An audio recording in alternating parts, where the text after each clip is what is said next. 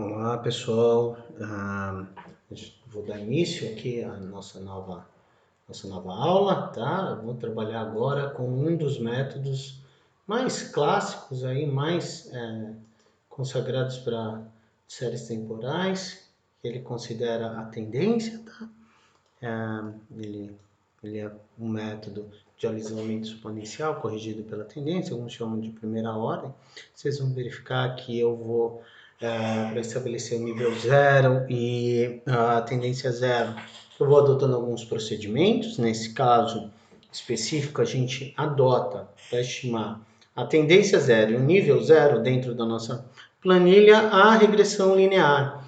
Tá? Então, a gente vai obter essa regressão linear e para obter a minha previsão, a gente vai ter essa previsão obtida por LT mais tendência T. E depois a gente já vem aqui para a fórmula, para a implementação disso no Excel. Então, novamente, voltando aos dados do Excel, eu tenho aqui no meu template, que vocês vão estar visualizando, tá? Esse template aqui, a gente vai estar estimando o nível zero e a tendência zero, nesse caso aqui, esse template de vocês. Eu vou ter que selecionar, num primeiro momento, a minha demanda. Eu vou, num primeiro momento, como eu quero regressão linear, tem um método que você pode estabelecer vários procedimentos. Eu vou gerar um gráfico. Dentro desse gráfico, eu vou clicar com o botão direito e vou pedir para adicionar uma linha de tendência. Ele já vai me dar a linha de tendência linear. Dentro dessa linha de tendência linear, eu vou pedir para exibir a equação no gráfico. A gente já fez esse procedimento outra vez, mas aqui ele está descrito. Então, o meu nível zero vai ser 12.015 e a minha tendência zero vai ser 15.000 ou melhor, 1549. Eu vou colocar esse gráfico aqui do lado. Esse gráfico é importante vocês manterem, tá? Inclusive, na avaliação, eu gosto muito de estar trabalhando com ele. A gente vai estabelecer aqui o nível e a previsão dentro desses elementos aqui. Vamos ver como que a gente estabelece o nível. O nível ele é me dado pela fórmula LT mais 1, ou seja, novamente, considerando que T é 0, mais 1, eu vou então querer o resultado do meu nível 1, mais alfa vezes a demanda do meu período 1, mais 1 menos alfa, vezes LT0 e a minha tendência 0. Olha só, se você for verificar, eu só vou pegar aqui, o meu LT0 é 12.015, a minha tendência 0 é 1.549 e a minha demanda do período 1 é 8.000. E o alfa é 0,1. Então, se a gente fosse fazer esse procedimento à mão, ficaria 0,1 vezes 8.000 mais 1 menos 0,1 vezes 12.015 mais 1.549. Eu vou colocar esse procedimento, isso que eu acabei de escrever para vocês no Excel. Então, eu venho aqui igual, abre parênteses, alfa, F4, mais a minha demanda do período 1, que é 8.000, ou só verificando, não é mais, é vezes a minha demanda, que é 8.000, mais, abre parênteses, 1 menos alfa, 1 menos alfa, que está na célula D22, travo alfa, tudo isso vezes, abre parênteses, a minha tendência zero, que é 12.015, mais, ou melhor, o meu nível zero, que é 12.015, mais a minha tendência zero, que é 1.549. Fecho parênteses. Eu vou colocar mais um parênteses aqui para garantir que esses dois procedimentos sejam feitos rápidos. E já tenho o meu nível zero. Agora eu vou colocar a fórmula da minha tendência. A tendência nada mais vai ser do que, para o período 1, beta vezes o nível que eu acabei de calcular, que é 13.007, menos o nível anterior, que é 12.015, mais 1 menos beta, vezes o T0. T0 eu acabei de calcular que é a 1.549. Então, vamos implementar isso no Excel. Igual, beta, abre parênteses, beta que está aqui na célula D23, F4 para travar, vezes, abre parênteses, LT mais 1, que é 13.007, menos o LT0, que é 12.015, fecha parênteses, vou fechar mais um parênteses, mais, abre parênteses, 1 menos o beta, está na célula D23, F4,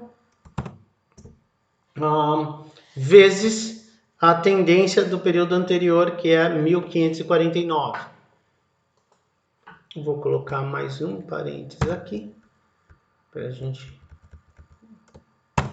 garantir. E aí eu tenho esses dois itens. A minha previsão, que a gente estava verificando no slide anterior, ela é dada por FT mais 1, ou seja, a previsão do período é LT 0 mais T0. Então, simplesmente a gente fazer esse procedimento aqui, né? A previsão vai ser igual 12.015 mais 1.549. Poxa, Marco, aqui é só clicar e arrastar. Ou seja, eu vim com todos os meus dados já calculados, já sendo trabalhados, tá? Dentro dos procedimentos que a gente está adotando. Tá? Aqui a gente está trabalhando todos eles. Eu estou dando uma conferida para ver se ficou correto. Aqui a gente tem uma nova fórmula, que é para calcular a previsão de demanda para os períodos 13, 14, 15 e 16, eu vou fazer o seguinte procedimento. Eu vou pegar um nível do 12º período, mais a minha tendência. Como eu não posso continuar calculando a tendência, mas eu tenho como fazer com que o modelo considere mais um determinado período. Então, eu estou considerando o primeiro período do mês anterior, ou seja, eu estou rodando a tendência vezes os meses que estão passando. Então, aqui, ou meses não, os períodos. Então, aqui, se você travar a célula E16 e travar a célula F16, você vai verificar que a tua previsão de demanda está pegando os valores calculados e de 30 mil, que é uma constante, e eu estou multiplicando 1.541 por 1, depois por 2, por 3 e por fim por 4 períodos, né? E aí a gente vai ter todos os procedimentos de erro iguais aos anteriores, tá? Eu vou passar e vou calcular junto com vocês, só que dessa vez eu vou fazer eles um pouco mais rápido, senão a gente fica calculando o erro aqui um atrás do outro. Então, o meu erro nada mais é do que a minha previsão menos a minha demanda.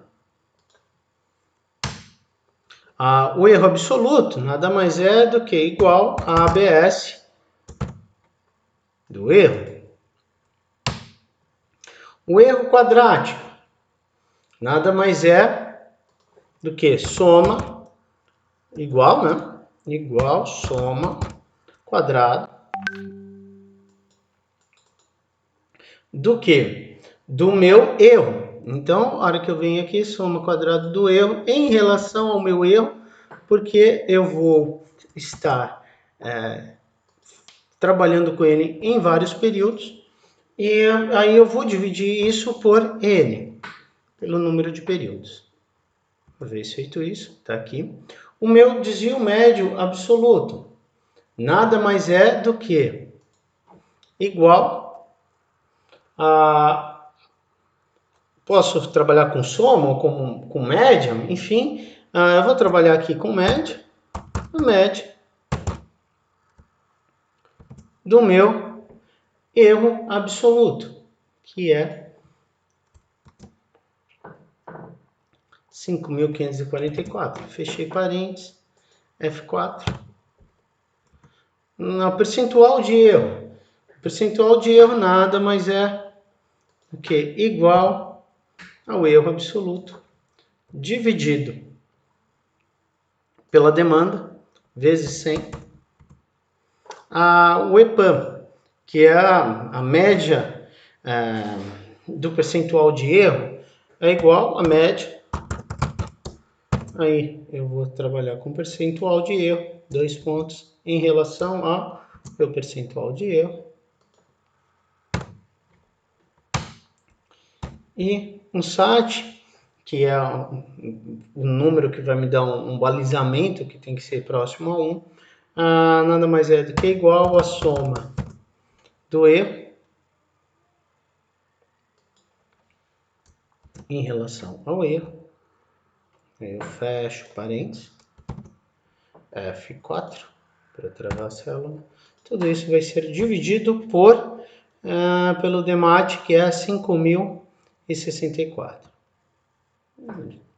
Vou selecionar esses dados aqui e clicar em arrastar. Eu tenho todos os meus... Você não esqueceu de travar nenhuma célula. Você viu que o professor mesmo às vezes esquece de travar alguma célula. O meu MAD nada mais é do que a média do meu erro absoluto.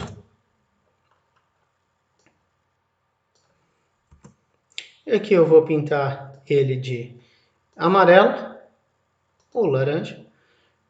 E aqui eu vou pintar ele de azul. Porque a minha célula objetivo pode ser a minimização do erro e a minha célula, as minhas células variáveis são as constantes alfa e beta. Eu vou partir para a implementação desse item. Dados, solver. Eu vou ter aqui então a célula objetivo, que é 8.835. Vou ter o procedimento que é de minimização. Vou verificar os parâmetros do solver, alfa e beta. E vou adicionar as células de referência 1 e 2. Elas têm que ser menor ou igual a 1. E vou adicionar também que as células variáveis têm que ser maior ou igual a 0. Feito isso, eu peço para rodar o método não linear e eu tenho esse procedimento dado via solver. Ele novamente vai me estipular aqui alfa e beta muito próximos a 0. E depois a gente vai colocando isso no gráfico e vai verificando como que cada um dos modelos vão estar trabalhando. O próximo método que a gente vai visualizar, ele considera tendência, ele considera sazonalidade e a gente adota procedimentos para verificar sazonalidade, estimar sazonalidade, etc.